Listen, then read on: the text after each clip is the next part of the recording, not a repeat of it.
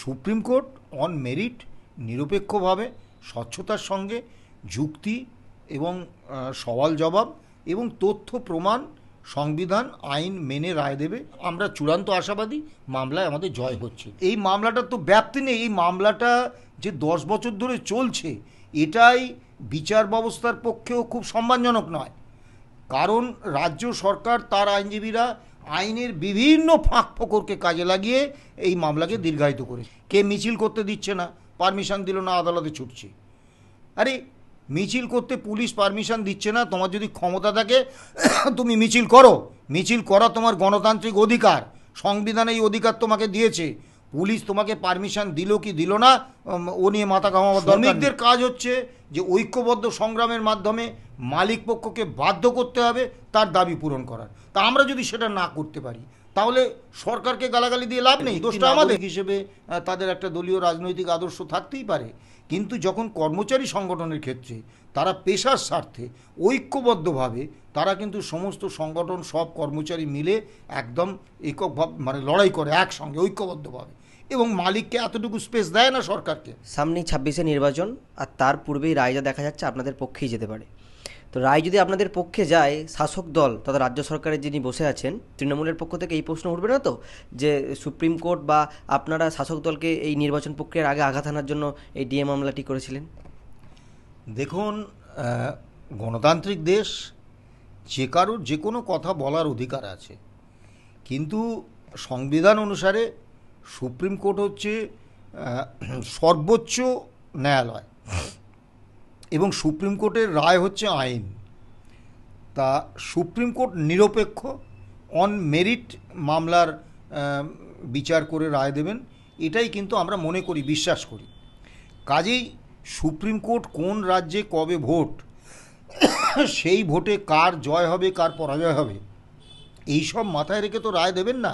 Supreme court রায় দেবেন যে তার সামনে সরকার পক্ষ এবং আমরা যেসব যুক্তি তথ্য উপস্থাপিত করেছি সেই যুক্তি তথ্যের ভিত্তিতে আইন এবং সংবিধান মেনে আইন এবং সংবিধান অনুসারে তারা রায় দেবেন। সেই রায়টা যদি তাদের মনে হয় যে না যুক্তি তথ্য আমাদের বিরুদ্ধে গেছে, আমাদের বিরুদ্ধে রায় দেবেন। যদি মনে হয় যে না সরকারের বিরুদ্ধে গেছে, সরকারের বিরুদ্ধে রায় দেবেন।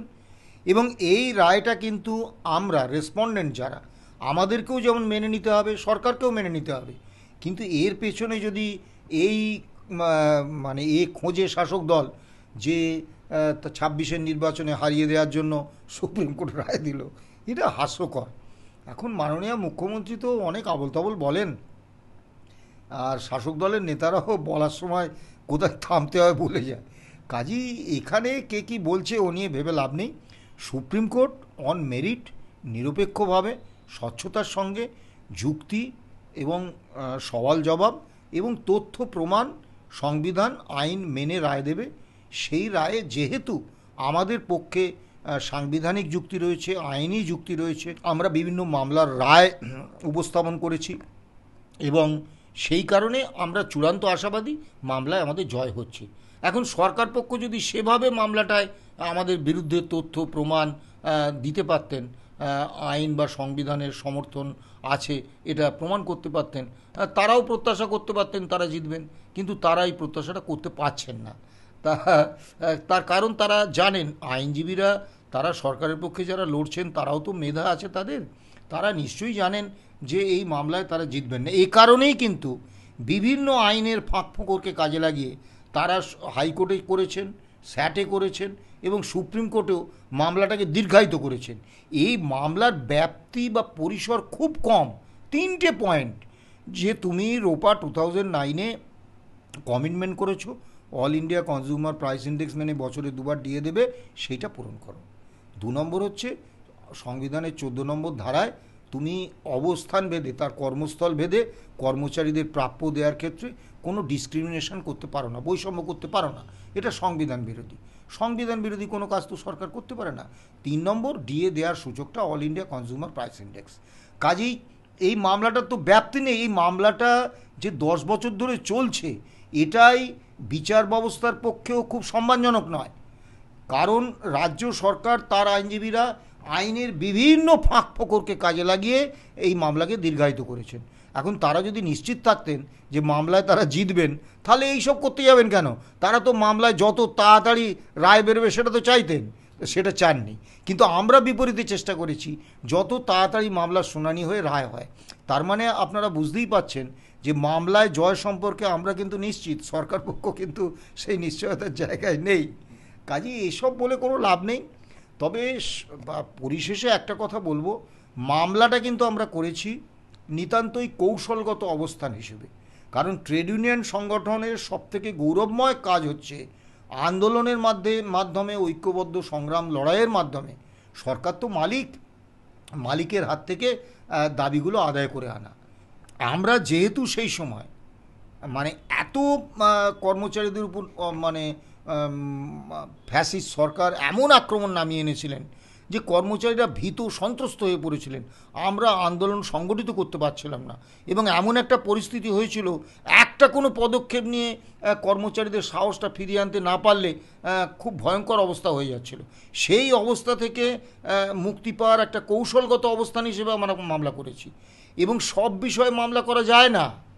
আমার যত যুক্তিযুক্ত, যত ন্যায্য দাবিই হোক, যদি তার সপক্ষে কোনো সরকারি অর্ডার না থাকে, তার সপক্ষে যদি রুলস না থাকে, তাহলে কিন্তু সেটা আদালতে বিচার্য বিষয় হিসেবে গ্রাহ্য হয় না। কাজেই আন্দোলনই হচ্ছে একমাত্র বিকল্প। আদালতে মামলা কিন্তু আন্দোলনের বিকল্প নয়, এটা একটা কৌশলগত অবস্থান। আজকে একটা কথা খুব সুনির্দিষ্টভাবে বলি, যেভাবে কর্মচারীদের একটা আদালতের প্রতি মানে সব কিছুই আদালতের মাধ্যমে সমাধান হবে এই রকম একটা মনোভাব তৈরি হয়ে যাচ্ছে, এটা খুব বিপজ্জনক। কে মিছিল করতে দিচ্ছে না, পারমিশন দিল না, আদালতে ছুটছে। আরে মিছিল করতে পুলিশ পারমিশন দিচ্ছে না, তোমার যদি ক্ষমতা থাকে তুমি মিছিল করো। মিছিল করা তোমার গণতান্ত্রিক অধিকার, সংবিধান এই অধিকার তোমাকে দিয়েছে। পুলিশ তোমাকে পারমিশন দিল কি দিল না ও নিয়ে মাথা ঘামাবার দরকার নেই, তুমি আদালতে ছুটছো। তা আজকে যে বিচারপতি তোমাকে মিছিলের অনুমতি দিচ্ছেন, খুব ভালো কথা, আগামীকাল যে আরেকজন বিচারপতি মিছিলের অনুমতিটা দেবেন না, তখন কি করবে? তখন তো আর বলতে পারবে না। কাজে আদালতের উপর একেবারে মানে অতি নির্ভরতা, এটা কিন্তু কর্মচারী আন্দোলনের পক্ষে বিপজ্জনক, কর্মচারী স্বার্থের পক্ষেও। কাজেই আমি কর্মচারী সমাজকে বলবো যে আপনাদের কিন্তু ওই খোলস ছেড়ে বেরিয়ে আসতে হবে। ওই ফেসবুকে বিপ্লব করব, ওই শাসক দলের কর্মী সংগঠনে থাকবো, আমার বাবা ব্যক্তিগত নিরাপত্তাটা থাক, আমি ব্যক্তিগতভাবে কোনো ঝামেলায় জড়াবো না, ভালো পোস্টিংটা পাবো, আমার ওই প্রতিহিংসামূলক বদলির শিকার হব না, ইত্যাদি ইত্যাদি। বা যদি আমার রিটায়ারমেন্ট কাছে থাকে একটা রিএমপ্লয়মেন্ট পাবো, তারপরে ওই দাদাদের ধরে যদি একটা কারোর চাকরি বাকরি করে নিতে পারি, এই সব মানসিকতা কিন্তু সরাতে হবে।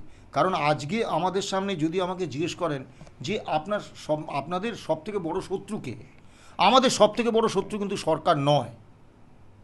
কারণ সরকার মালিক, তার যুক্তিসঙ্গত ব্যবহার হচ্ছে সে কম পয়সা দিয়ে, কম সুযোগ সুবিধে দিয়ে, গায়ের জোরে সে আমাদের থেকে বেশি কাজ করিয়ে নিতে চাইবে। এটা মালিকের স্বাভাবিক প্রবৃত্তি।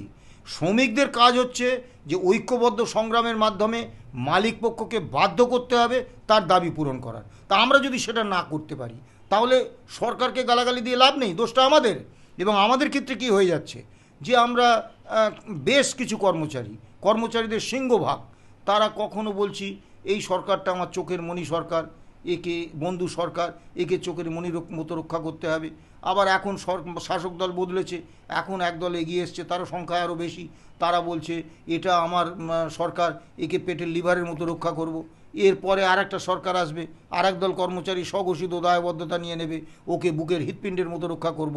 এই মানসিকতা ত্যাগ না করলে আগামী দিনে কিন্তু যে শাসক দলই ক্ষমতায় আসুক সে দাবি মানবে না। অন্যান্য রাজ্যে বা কেন্দ্রে তারা যে আমাদের থেকে অনেক উন্নততর অর্থনৈতিক এবং অধিকারগত অবস্থানে আছে, তার কারণ হচ্ছে সেখানে কিন্তু দলীয় রাজনীতি, তারা ব্যক্তি নাগরিক হিসেবে তাদের একটা দলীয় রাজনৈতিক আদর্শ থাকতেই পারে, কিন্তু যখন কর্মচারী সংগঠনের ক্ষেত্রে তারা পেশার স্বার্থে ঐক্যবদ্ধভাবে তারা কিন্তু সমস্ত সংগঠন সব কর্মচারী মিলে একদম এককভাবে মানে লড়াই করে একসঙ্গে ঐক্যবদ্ধভাবে, এবং মালিককে এতটুকু স্পেস দেয় না সরকারকে। এই সরকার যদি ওই 3% ডিএটা ঘোষণা না করতো, আরও যদি 2 মাস দেরি হতো। কেন্দ্রীয় সরকারি কর্মচারী ধর্মঘটের হুমকি দিত, ধর্মঘটে নেমে যেত। বিহারের এই যে সার হচ্ছে, আমাদের এখানে বিএলওদের হুমকি দিচ্ছে ওই শাসক দলের নেতারা, বলছে এই করে দেবো ওই করে দেবো। তা বিহারে তো সার নিয়ে সবথেকে বেশি বিতর্ক হয়েছে বিহারে। আমি ওই রাজনৈতিক বিতর্কে ঢুকবো না, কিন্তু সেখানে একজনও বিএলওকে কি ওখানকার বিরোধী যে সমস্ত রাজনৈতিক দল আছে বা শাসক দলের যে নেতারা আছে তারা কি হুমকি দিয়েছে, তারা কি ভীতি প্রদর্শন করেছে, তারা সন্ত্রস্ত করেছে? করেনি।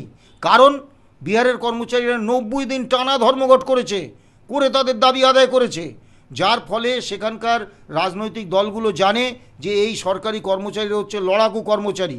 এদের উপর যদি আমরা আক্রমণ করি, এদের যদি ভীত সন্ত্রস্ত করি, এদের যদি অসম্মান করি, এরা কিন্তু প্রশাসন স্তব্ধ করে দেবে, আবার ধর্মঘটে চলে যাবে। আর আমরা একটা ধর্মঘট ডাকলে সেখানে সাধারণ দিনের যে হাজিরা তার থেকে বেশি হাজিরা হয়। তা সরকার কেন দাবি মানবে? কেন রাজনৈতিক দলগুলো, শাসক দলের নেতারা আমরা যখন বিএলও হিসেবে কাজ করতে যাব আমাদের উপর হামলা করবে না? কাজে এই বিষয়টা বুঝতে হবে। আন্দোলনটাই হচ্ছে, কিন্তু ঐক্যবদ্ধ আন্দোলনই হচ্ছে কর্মচারী আন্দোলনের দাবি পূরণের একমাত্র পথ, আদালত কিন্তু নয়। এটা একটা কৌশলগত অবস্থান হিসেবে আমি মামলাটা করেছিলাম, এবং সেই মামলায় জয় এলে নিঃসন্দেহে এটা শুধু আমাদের রাজ্য কর্মী নয়, সারা ভারতবর্ষের সমস্ত রাজ্য এবং কেন্দ্রীয় সরকারি কর্মীদের ক্ষেত্রেই একটা মানে উজ্জ্বল আলোকবর্তিতা হবে, একটা ইতিহাস তৈরি করবে।